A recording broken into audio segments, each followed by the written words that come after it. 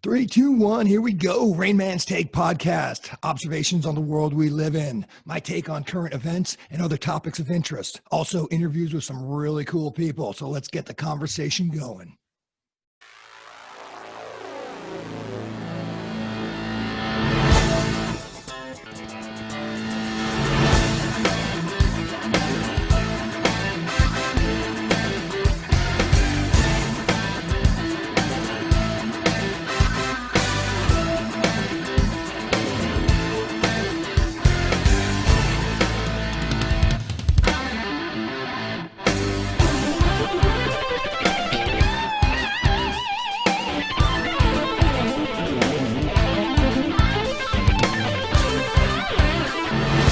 It's the Rain Man. Got another great episode for you today. We're going to be discussing the book Battlefield Cyber, How China and Russia Are Undermining Our Democracy and National Security.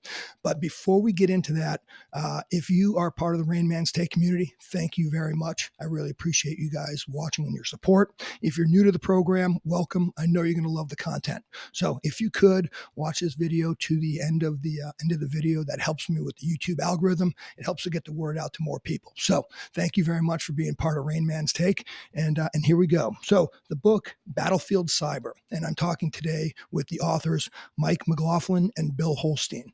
And I wanted to have these guys on because the book is all about the threats that we're facing in the cyberspace from Russia and China. And it is very timely in terms of the news we're hearing, in terms of what China and Russia are doing on the world stage. And so I wanted to have these experts on today to kind of talk a little bit more in depth on some of the challenges that the United States is facing and is going to be facing. So gentlemen, thank you very much for joining me. Why don't we go ahead and get started? And if you could give me a little bit of your background and kind of how you guys came together with the book. Sure thing. Well, hey, Brian, first, thanks for having us. Really appreciate it. As you know, our book just released, and so we're really excited to see it on the shelves and really excited to see the response we're getting from it. It's incredibly important to us that we're getting this message out, which we'll talk about at length here. As for my background, I'm a cybersecurity attorney in DC.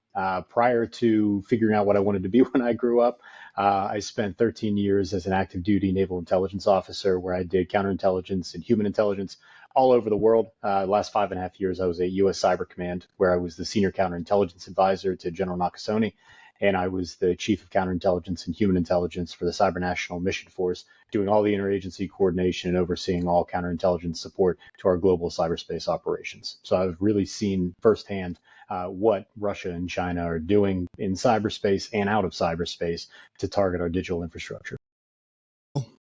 Well, Mike and I couldn't have more dramatically different backgrounds, which is one of the things that makes this such a good story. I was sent off to cover China in 1979 when Deng Xiaoping was wearing a cowboy hat in Texas. I was on the ground in southern China and trying to understand who are these people and what language do they speak. And as a result of my coverage, I became Beijing bureau chief and spent altogether 3.5 years out there. So what that gave me was, it equipped me with an understanding of ideology. When the Chinese get swept up by ideology, it's a very powerful thing. Not many Americans understand what is ideology in the communist context. I also came to understand the history of why the Chinese are so bitter about their century of humiliation, which started with the British in about 1841. So I understand the underpinnings of what they're trying to achieve in the world. And I started covering technology in the mid-90s for U.S. News and World Report. So among China experts, I'm unusual that, I use that word advisedly, expert. I'm unusual that I also have an understanding of the technological dimension of what they're doing, which most of your foreign policy crowd doesn't really have. So, and the way Mike and I met was that my daughter and his sister went to college together. And when we got together with family gatherings, here's my theory, that at my family gatherings, I said, here's something the Chinese are doing, or have you seen that thing about that hack? I can't believe that they're getting away with this. People looked at me like I was a madman. So Mike, I must have had the same impact in his family gatherings. And so my daughter and his sister said, these guys ought to meet each other. And so we've gotten on like a house on fire, even though he's a military hero. I was a hell no, I won't go guy during the Vietnam War. Dramatically different ages, backgrounds. So, but the fact that we agree on so much of this is what's so remarkable. And I can just picture that Weird Uncle Mike and Weird Uncle Bill are talking in the corner again about the communists. That's great. So let's talk about the genesis of the book. So you guys became friends, obviously have very similar interests, very similar expertise in terms of China specifically. So what brought the book to life? Was it because, Mike, you were in the cyber space as an attorney, or how did that all start? So this was back in 2021. Bill and I decided we were going to write an article together for the national interest. And the article was pretty explosive and detailed what China was doing in cyberspace and what their strategy was. It was very well received. And so come 2022, Bill and I are talking about what's our next article going to be? What is the next thing that we're going to cover? And what we realized was the topic is just too big for it to be an article. And so as we charted this out, we came up with an outline and collectively said, we need to write a book. We need to get this information out. We need to make sure that the lay reader, the everyday American, understands the battle that's taking place inside our digital ecosystem and beyond. And what are Russia and China doing, and how pernicious are these actors? And so the more we talked, the outline really just took shape, and the story began to just tell itself. And the story has gotten better since we finished the book. What we're reading now in the headlines about the Chinese having penetrated the Department of State, Department of Commerce, the U.S. ambassador, their emails or emails around them, planning malware in the defense industry's critical infrastructure that the American government can't find it all. That's incredible. Penetration of Microsoft's cloud email system seems to be pretty deep, pretty suspicious in many ways. The penetration of the U.S. Navy's operations on the West Coast, right there in San Diego, it was in your backyard. Two of them were arrested recently by the FBI. The pattern is one of the ever intensifying penetration of our nation's key decision-making infrastructures and our inability to stop it. So the problem has only deepened since we finished our book, and so we think I feel that it's a national crisis. I feel that we have been penetrated in a way that we don't yet understand, and we have not even yet begun to make a serious response. Yeah, and when I talked to, this is a little over 18 months ago, when I talked to Mark Montgomery, who was part of the Cyberspace Solarium Commission, and he was talking about the report that they had put together and they gave to the Biden administration in I think the early 2020s or 2021, somewhere around there. The recommendations, and this is probably I'll probably start here and then we can kind of go specifically into the book. But the idea being, I want to take your expertise and kind of put it out there so that people actually understand what we're dealing with here. They had something like 75, I think, recommendations for the Biden administration to at least start the process of catching up to where our adversaries are. How do you think we're doing right now as the United States, the government in particular? Are we starting to take it seriously? Are we still behind the eight ball? Where are we right now?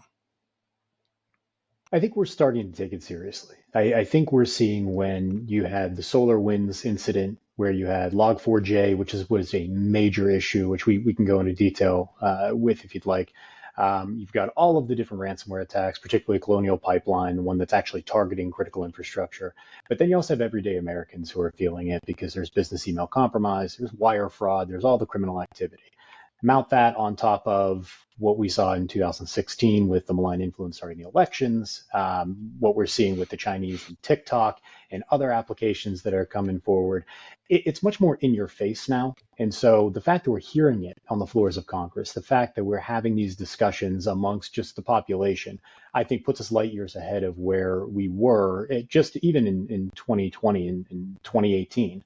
The fact that these things are front and center. And so to me, that's a good thing. But, the government has a long way to go. The nation as a whole has a long way to go. We consistently make trade-offs when it comes to security versus efficiency or security versus profitability. And these are the types of trade-offs that we cannot afford to make when we are facing an adversary like China. because an adversary like China is going to absolutely capitalize on any time that we are lax on our security, and we are going to pay for it tenfold whenever a shooting war starts. Americans believe that we created the internet, and we did create it starting roughly 25 to 30 years ago. And we never really thought that it would be used against us because, after all, we created this technology. We dominated it. We're the kings of technology. And so what's happened is that we didn't build security into it. It's quite remarkable how much of our software is open source, which means you go to a GitHub, a repository, and borrow someone else's software to use in your own application, and you have no idea whether there are known vulnerabilities in that or not. And the software industry as a whole doesn't know about what kind of vulnerabilities they have, or they don't really care. I mean, it's an open question. So the Chinese and Russians have been able to take advantage of our pluralism, the fact that our private sector worries about making profits, which is a very powerful piece of the American success story, whereas government worries about national security and other issues.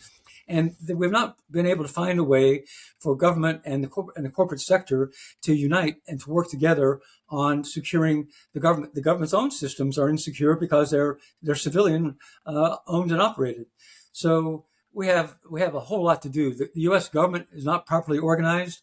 The threat assessments from the say CIA and all the three alphabet agencies and the Defense Department are not shared smoothly across the government. Is that right, Mike? They're not shared in real time, certainly, and not shared with the private sector. So the different government agencies can be aware of a threat to a specific company or a specific piece of infrastructure and not truly communicate it in full in any kind of timely basis. So I mean, that gap between our government and our private sector is one of the things our adversaries are exploiting forcefully. Well, and to that end, Bill, part of the reason behind that is because the government's not structured to fight a cyber war in the way that we need to. We look at things across the board. If you say military, we talk about, and Brian, you know this very well, we talk about the phases of warfare. You know, we're in phase 0 constantly. Then you move into phase 1, phase 2, all the way through phase 5. When we're in phase 0, we're looking at it as we're in competition, or we're training, we're preparing, we're collecting intelligence on our adversaries, we're in a competition mode. When you're in phase 1, then things are starting to get hot. Well, our adversaries don't look at it that way. Our adversaries don't look at phase 0, phase 1, and arguably the Chinese have been in phase 1 for the past 20 years, probably phase 2, in what they deem being cyber warfare, because they're not just using their military capabilities, they're using their economy. They're using their intelligence services. They're using their corporations. They're using private or proxy cyber actors to target our corporations for the purpose of corporate espionage or to gain backdoors into our critical infrastructure, some of which we know about, many of which we don't. But that's the full spectrum. And so in order for us to combat that, it's not just a military problem. We have to utilize our law enforcement authorities. We have to have CISA be able to utilize their Homeland Security authorities. But without all of that, without it all coming together, we have a serious problem. And that serious problem manifests itself in the fact that we don't have an overarching Department of Cyber or Department of Digital Services within the federal government. We don't even have a cyber force. We have a space force, but cyber, which everything else rides on, we don't have a single military force that is responsible for it. We have this combination, and then we try to utilize the SOCOM model with U.S. Cyber Command, where you have a combatant command that is managing all cyber operations, all this nebulous space on behalf of all of the services. And it's a very weird model, and one that's proving more and more ineffective. And go ahead, Bill, you were going to say something? Yeah, one of the things that's absolutely insane, in my view, I realize that's a loaded word, about how the federal government is organized, is that we have NIST within the Department of Commerce, and they compile known vulnerabilities in America's software, and there are thousands of them, CVEs. They assign numbers to them, and they actually explain how to exploit the vulnerability, and all this is in a database which is publicly available. So guess who has access to that? The Ministry of State Security of the Chinese version of the CIA routinely finds those CVEs on the NIST website or database and then pays visits to those companies that have the known vulnerabilities. Meanwhile, we're slow. Our software industry is slow to issue patches, and they don't necessarily issue a patch in the case of every known vulnerability. And then companies often are slow to apply the patch because it takes time, it takes personnel, it involves money. So some of them choose not to do it. So according to CISA and the FBI, they found the Ministry of State Security. They watched them as they went looking for these known vulnerabilities. So the NIST wants to publicize these known vulnerabilities to persuade American industry to tighten up, to fix the problems. But if the Chinese often get there first and almost certainly leave a little present behind somewhere in the recycling bin, a little piece of malware that let them get back in whenever they want to get back in. So we're just completely disorganized in terms of any kind of centralized control over our known vulnerabilities. And my personal opinion about kind of how the United States is dealing with this is that I think the population in general, and maybe the government and certainly industry as well, it feels like we've just gotten too comfortable being, living in this world where, like you said earlier, we invented the internet, all these great modern things. We've just gotten so comfortable that, hey, we're the best. This is great. That nobody really appreciates the potential threat. And it's interesting about, everybody I think has had a credit card gets hacked and, they got a call, they got, just that little annoyance of call up your credit card company, cancel that card, they send you a new one, little hacks like that. But I don't think people really understand like TikTok as a perfect example. I mean, is that program just basically just milking all of our personal data? I mean, how is that? Because now the governments, municipal governments throughout the country are all saying, no more TikTok on government phones and that sort of thing. But it doesn't seem to be translating to the general population. So kind of talk a little bit about just the TikTok specific about what's going on with that. Yeah, and with TikTok, it's important to understand the Chinese legal structure because TikTok by itself, it's really no different. It doesn't collect anything more than what Facebook or what the Meta app does or what Instagram does or what Twitter or whatever Twitter's being called now. All of the social media platforms, they're collecting a lot of the same information. And it's because we, as a country, we don't have a federal data privacy law that says you can't do it. And so if you're operating one of these platforms in the US, you can scrape all the data you want off of a cell phone, so long as you're telling people in your privacy policy. If you ever looked at your terms of service or privacy policy for any of the applications you download on your phone, they're all impossible. It would literally take, if you read every privacy policy for the applications on your phone, it would literally take you over a week of doing nothing but reading privacy policies to get through them all. And you'd have to have a law degree in the first place to understand what they're saying. So in the first place, we have a major issue when it comes to data collection. Now, when it's a US-based company, you at least have an understanding that that's going to be protected. The government's not going to be able to access that and use it against you because we have this thing called the Fourth Amendment. And the companies can't be forced to provide or divulge that information to the government. We operate as a country, and this is something I think people don't really understand. When our country was founded, it was in the revolution, and we were fearful of what the British government had done to us, that would then in turn become our government, and our government would be overpowerful. And so we created all of these laws, all of these amendments in our Constitution that are to protect individual rights and individual liberties. We exist to ensure that individuals are at the apex of our society, and individual privacy, individual rights.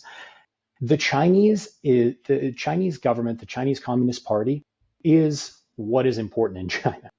And so flip everything you know about our country on its head. China exists to support the Chinese Communist Party. And so all of the laws in China, they are geared towards preserving the Chinese Communist Party. And what I mean by that is, and it's specifically to TikTok, starting back in 2015, China started rolling out this series of laws. And it was the National Intelligence Law, the National Security Law, and then the information, the last one is escaping me, but it's the data privacy law that they use. These laws collectively give the Chinese government the authority to go into any Chinese company or any company operating in China and forcing them to divulge whatever information that they want. And so if the Chinese government wants an open tap from ByteDance, which is headquartered in China, which is TikTok's parent company, and they want an open tap into TikTok, they get it. It's not as though they have to compromise every device in the United States. They simply go to TikTok and they say, give us all of the data for every US-based user, and TikTok has to do it. They don't have a choice because that's Chinese law. And so all the protections that we think we have, and people are comfortable giving their data over to Meta or to Google in the United States, it's because we have this idea that the Fourth Amendment is going to protect us and that the FBI or local law enforcement isn't going to be able to get access to that information and then start rounding people up. China is the opposite. And they're using that information and they're sharing it with the Ministry of State Security, and they're sharing it with their cyber actors, and they're sharing it with their corporations, and they're using it to target us. They're using it to target us for cyber operations. They're using it to target us for propaganda. They're using it to build out their artificial intelligence capabilities. And they're using it in a way that's going to allow them to do targeted malign influence at a time and tempo of their choosing. And that's what TikTok does. What most people don't understand about data is that the Chinese, having stolen the data from the Office of Personnel Management, 22 million record of government employees, and then Marriott, United Airlines, the healthcare system has been stolen blind. The Equifax hacked. So they are able to take an individual like Mike McLaughlin here, whose information was compromised during the Office of Personnel Management hack, and combine that with his financial situation, his health situation, his travel patterns, and create, if he's an individual of high interest, they can create a life profile of him and how he travels, where he travels, and be aware of his movements. So it's reached the point, and this is Mike's reporting, not mine, that any senior U.S. intelligence or military official really cannot go to China and attempt to meet with any Chinese national, because the Chinese can follow them in real time, follow the American official whose travel information they have in real time, and follow on the cell phones to find out who we might meet at a hotel in Wuhan, for example.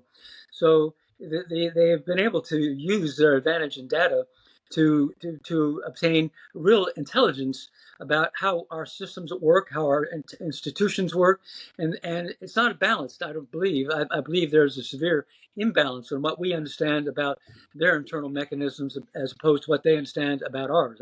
Mike, would you agree that there isn't? It's not a balanced flow of intellectual of intelligence. Would you agree with that? Absolutely. And that can just be seen by the number of Chinese students that we have flowing into our institutions every year that then go right back to China. And they're taking all of the things that they learn, not just about our culture, of course they're learning those types of things, but the actual research and development that they're conducting. They then take all of that information, they take that experience and that expertise, and they use it to the benefit of Chinese companies. So I've got an interesting question that I want to ask, but I think the answer is going to take a little while here. So I just want to throw this one in real quick. Has it surprised the U.S. government how fast China and Russia's technological advances in the cyberspace? Has it surprised us? I mean, because it seems like it's only within the last decade, and even within the last 3 or 4 years, that things have really accelerated. Was that something that was foreseen, or is this catching us completely off guard? So I want to make a point. I'm going to answer your question, but I want to make a point because I think this is a common misconception that a lot of people have, and we try to dispel this in our book. China and Russia are very different, and their capabilities are very different. Their intent is very different. The way they operate is very, very different. And so we often lump them together because we think, bad actors, Russia and China, both bad, therefore they must be the same. And they really couldn't be more different. When it comes to technological advancement, both are very capable when it comes to cyberspace operations and cyber capability. But I would say we don't want to make Russia out to be 10 feet tall. And what I mean by that is, look at what happened over the past year in Ukraine. Everyone expected that the Russian military was just going to roll over Ukraine, roll in, that they were going to use these very advanced cyber capabilities, shut off Ukraine's power, just completely devastate and decimate that country. Well, what's happened? If Russia had all of these incredible capabilities and very sophisticated cyber tools and cyber weapons, where they would be just using wiperware on all of the critical infrastructure in Ukraine, and Ukraine would just not be able to defend against it, why haven't they? And the reason being is because they're not as good as we thought they were. But What Russia does is they go right up to the line of what's considered, irresponsible international activity or irresponsible state action or acts of war, and they'll tiptoe that line. Sometimes they cross the line, but they do it in such a way that they're always pushing the envelope. They put malware, for example, or attempted to put malware in a nuclear power plant in Kansas. So imagine if they are able to load that malware up, what they might be able to do in the event of open hostilities. We could have a Chernobyl in Kansas. Yeah, and back in 2017, when they unleashed NotPetya in Ukraine, they were really sloppy about it, and it leaked out of Ukraine. It escaped from Ukraine borders, the physical borders, and caused $10 billion worth of damage worldwide. Subsequent to that, I mean, we've seen this time and again where Russia will do things, these extraterritorial actions that in any other circumstance or any other situation, you would say, well, that's an act of war. If that was a missile that went into Mondelez or another company that got hit, that would be an act of war. But because it happened in cyberspace, we say, well, we're not really sure what we're going to categorize it as. And so Russia does all of these irresponsible acts, or they do these acts that are malicious, but up to a point, and then they stop. China is much more stealthy. And so I would say from that perspective, the Russian capability we've been monitoring, been watching, I don't think that really catches people by surprise. In fact, I think we probably overestimated Russia. China, on the other hand, we don't know. And the reason I say that is because China just does their operations differently. We see the espionage. We see when they're breaking into defense industrial base companies and stealing intellectual property. What we don't see are all of the back doors that are going into our critical infrastructure. Yeah. What we don't see are all the weapons, or all the tools, or the logic bombs, or all of the capabilities that the Chinese are planting now, so that when the balloon goes up, no pun intended, when the balloon goes up and we actually go to war, they're able to just turn off the lights. And so we don't necessarily know what that capability is. Yeah. And so have we underestimated them? I hope not, but we just don't know. And for the past 20 years, we've been fighting wars in Iraq and Afghanistan, and we haven't been focusing on what is our primary adversary. I would say the Chinese have surprised us more than the Russians. The Russians were our foes during the Cold War. We expect them to be sophisticated. The Chinese, however, have made it a matter of national priority to embrace technology. They don't have any of the hangups that we have about AI or about abuse of power. They see technology as critical to projecting national power in the world. And so they've had a very enthusiastic embrace, particularly since Xi Jinping consolidated control in the 2012-2013 timeframe. So for the past decade, it has been a major priority for them to gear up their cyber footprint, to train people. They have a huge advantage over us in terms of the numbers of people who can operate in the cyber world, who speak English. So we have not yet really gotten serious about formulating a national response to that. And again, kind of, you mentioned something earlier, Mike, about various stages of conflict, 0, 1, 2, 3, and then at some point bullets start flying over people's heads. And one of the article, or one of the quotes that I took from early in the book here, and I'll just read it verbatim because I think this is an interesting question as to what is there a line, and then what happens if that line is crossed? And the reading from the book here, Russia and China have evolved their cyber warfare capabilities to be executed almost exclusively in the digital gray zone of international law, the area where traditional rules and principles do not apply clearly. By conducting operations below the level of armed conflict, China and Russia brush against the boundary of international law without clearly breaking it. Is there what? In your mind, what would need to happen in the cyber warfare space for the next step to be bullets firing? Yeah, it would need to be akin to a kinetic strike. And that's really the line that we have drawn. And that's the line that was drawn in the Talon Manual 2.0, which a lot of the vast majority of legal scholars that deal with international law as it relates to cyber warfare, they point to the Talon Manual 2.0 and they say, this is our instruction. It's not a treaty, but it is a very well-written document by a group of experts on the subject. And effectively, it's if something doesn't rise to the level of armed conflict in the physical space or is akin to that, then it doesn't rise to the level of armed conflict in the digital space. The problem with that is a lot of what we're seeing in the digital space doesn't become or doesn't rise to that level until it does. And so I use SolarWinds as a great example of this. What was SolarWinds? SolarWinds was the SVR, Russia's version of the CIA. They implanted a backdoor, but ultimately they compromised the software supply chain of SolarWinds Orion software. And so when the Orion software went out, a patch and update went out on the Orion software, it automatically compromised over 18,000 different organizations, including quite a few government organizations. But what was the purpose, though? Well, if it was SVR doing it, and they were doing it for the purpose of collecting information, well, that's espionage. Espionage is not a violation of international law. It's a violation of our law. It's a violation of our national law, and we can prosecute under the Espionage Act. But under international law, we have no recourse. We can't go back against the Russians and say, you compromised SolarWinds for the purpose of espionage, we're going to fire a cruise missile into the Kremlin, because that's not that we would then be in violation of international law.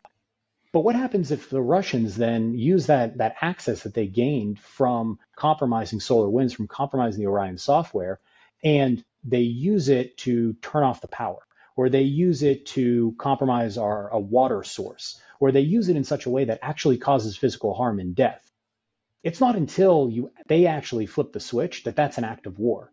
And so we're waiting for them. They can completely compromise a network, but it's not until they actually use it for something that rises to the level of armed conflict that we can do something in response, that we can act in self-defense under international law.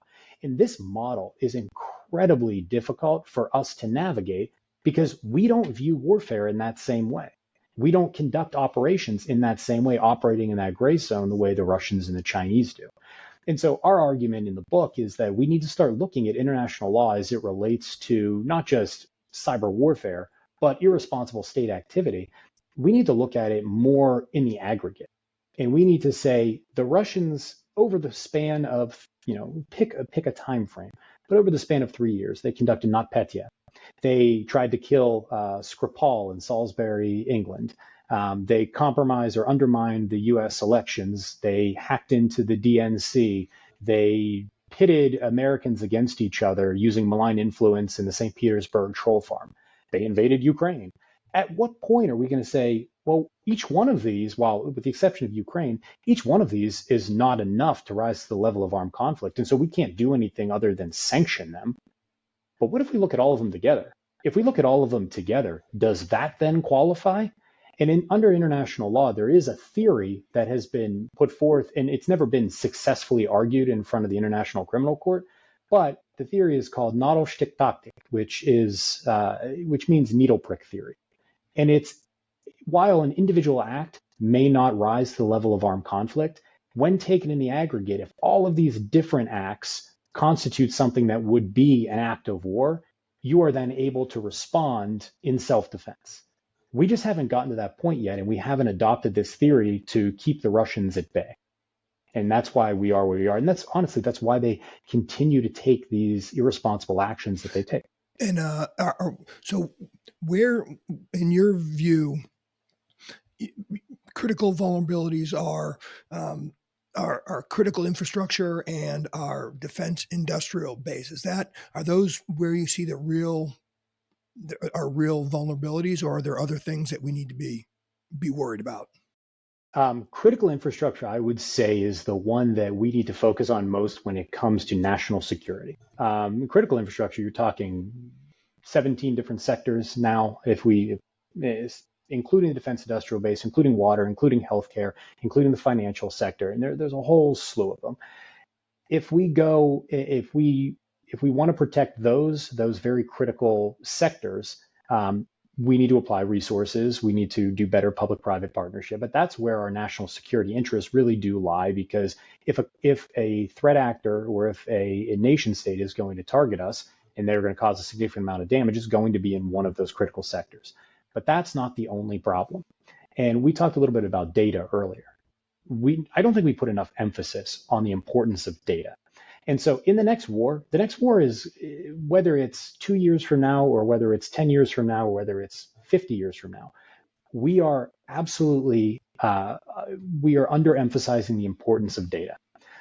What I mean by that is we've got drones, we've got artificial intelligence, we have facial recognition, but we also have things like biological warfare that is specifically tailored to certain genomes, to certain DNA sequences.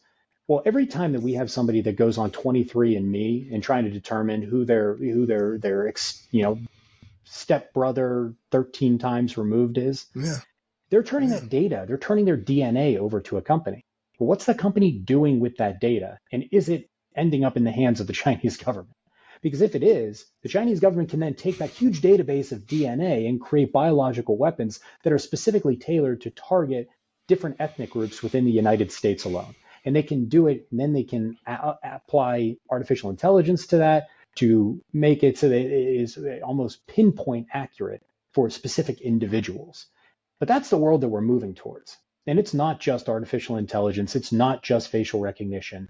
We're talking about the ability to wage a full-on war where our very DNA is being used against us. But that's the type of data we're freely giving away now, thinking there are no consequences, when in reality, that data is going to be used against us. Are clearly have a common theme, the issue of critical infrastructure and the issue of our defense industrial base, because we have the belief that the private sector has rights. The private sector can own these assets and not have them be subject to government snooping in their networks. So as a result, in the 300,000 companies in the defense industrial base, for example, those companies have resisted the Pentagon's efforts to inspect or audit their systems to look for Chinese or Russian influence in those systems. They've also resisted the Pentagon's efforts to have third-party analysts look at their systems to vouch for them. So the fact, as a result, the Chinese have been able to get into those systems and steal massive amounts of military sensitive technology, like their new aircraft carrier, the Fujian, which is a dead knockoff on the Gerald R. Ford class of American aircraft carrier. Yep. So the American military is looking at a Chinese peer or near peer competitor now that's armed with stolen American technology. And the root cause of that is that our government and our private sector can't come together to create a way to protect that technology. So, and that's very similar to the issues in the critical infrastructure sector, where private sector companies, as Mark Montgomery the Solarium Commission told us that if the government goes to a electric utility and says, please add extra capacity, the utility says, well, we have to make our quarterly numbers. We have to make our earnings targets. And we don't really think we want to do that. Well, the government says, well, you're leaving us vulnerable nationally. Please do that. Well, the private sector guys say back to the government, well, if you think that national security is at risk, isn't that your problem? Isn't that your responsibility to fix it? So we're talking past each other. The private sector and government are not really fully communicating. They're not on the same page at all, which is one of the reasons why we're so profoundly vulnerable. Another classic line from your book. Corporate leaders also need to rethink their traditional notions of globalization, where they have historically borne no responsibility for U.S. national security, just like you said, Bill, or technological strength. Entire generations of CEOs have fervently believed that they were stateless and owed no responsibility to the preservation of U.S. national security or its democracy. And this is where, in my view, just kind of my general skepticism of our government, et cetera, this is the fine line, the one that I'm really concerned about. And that is it going to take an event like 9/11 for everybody to come together? But then when everybody comes together, something that is against our way of life and not helpful, well, that's the wrong word, but out of that came the Patriot Act, which actually brought down a lot of our rights as citizens. Is it going to take some kind of a massive cyber event to make people come together? And then when they come together, are they going to make up something that's going to be reducing our rights as citizens? And that's a very, very fine line to walk in a free society. We argue if we're waiting for a cyber 9/11, if we're waiting for a cyber Pearl Harbor, we are fundamentally misunderstanding how our adversaries wage war. This gray zone strategy that they have, it's never going to get to the point where it's a cyber 9/11 or if it's a cyber Pearl Harbor, because our adversaries know that if we're galvanized, we're capable of incredible things. And they don't want us to get to that point. And arguably, Yeah. if we're looking for a cyber 9/11, it's already happened. SolarWinds, Colonial Pipeline, Log4j, Microsoft Exchange, the attack on, or the compromise of the DNC during our presidential election. What else are we waiting for? I mean, what do we think it's going to look like? Are we waiting for the power to go out in Manhattan? Are we waiting for something to physically explode before we're galvanized to action? Our adversaries aren't going to do that because they don't need to. They can undermine us. They can pit us against each other. They can utilize our pluralism against us, and they can weaken us, and they're doing it. One example I'll share with you from our research, the Russians are particularly skilled at playing our wedge issues. The Chinese propaganda and social media efforts seem to want to undermine American legitimacy in terms of how we treated our indigenous people, et cetera, et cetera. The Russians, I think, are more clever in this department because they understand how a single entity in Russia can create two different websites that mesh into the echo chamber of predominantly the right-wing social media in the United States. So this single Russian entity creates one website that says all teachers should wear guns or carry guns when they teach. We should have guns in the schools. Then the other website says no, there should be no guns anywhere in the schools. What are you out of your mind? So these two websites insinuate themselves into the American debate. And so the Russians can fire it up, keep it going, and prevent anyone from coming together and say, okay, let's find common ground here. Let's come up with some sensible solutions that can stop the bloodshed occurring in our schools. So that's a particularly sophisticated example of how our body politic is not handling this malign influence very well. We don't see it. We can't respond to it. And to that end, just if I can riff off of him really quick, Brian. Sure. To that end, the vast majority Sure. of Americans don't recognize the fact that there is so much adversarial malign influence that is actually entering into our political debate. I mean, we've atomized every single issue because of social media, because we have such a short attention span now that we live and die on these 5-second sound bites or these 120 character posts. Right. That's where we live and die. And so it's very easy for an adversary, especially an adversarial nation that is very highly subsidized, to come in and interfere with our political process. And then we have politicians who are moving farther and farther to the fringes because that's where they're getting the most play. That's where the limelight is finding them. We're not giving play to those who are centrists. We're not giving play to those who are traditional conservatives or traditional liberals or progressives. We're going to the fringes, and those are the ones who are getting the most play.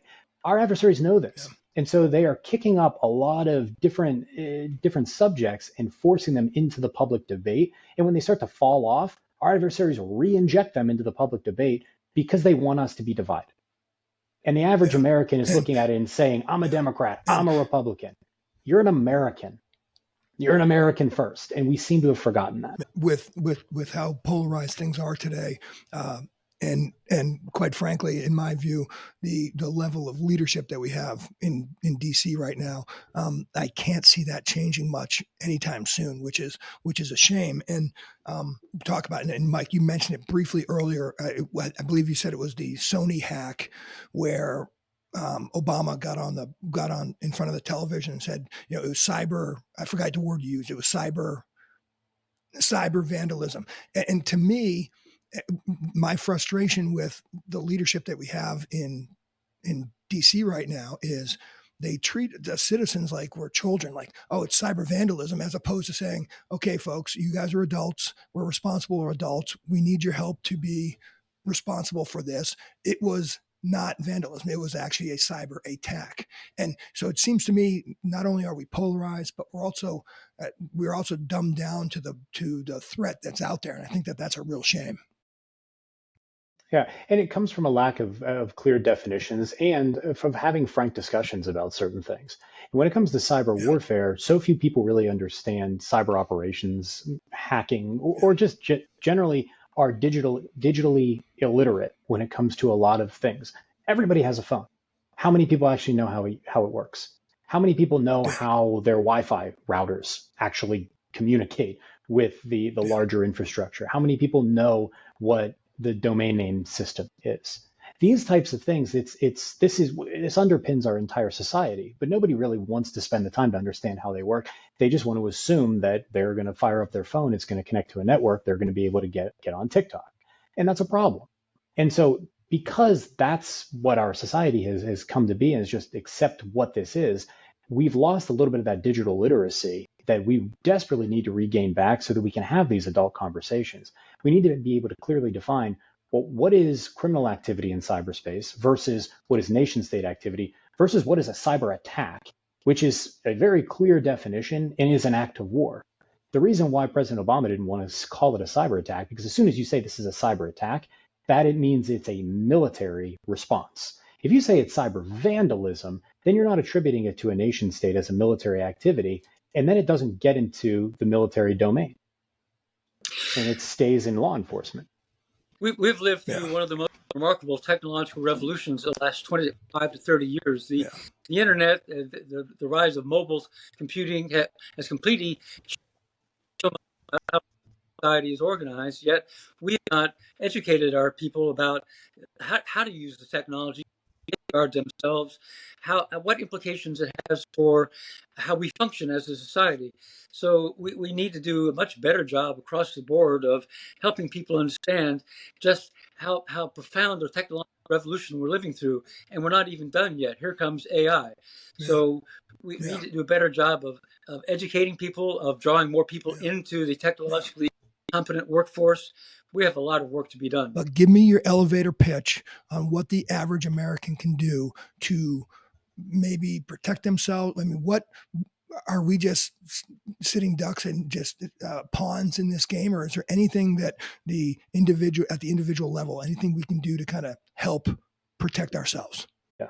We need to stop freely giving our data up. And whether that's giving it to Meta, Instagram, or TikTok, we need to be more careful and understanding about who has our data and what they're doing with it.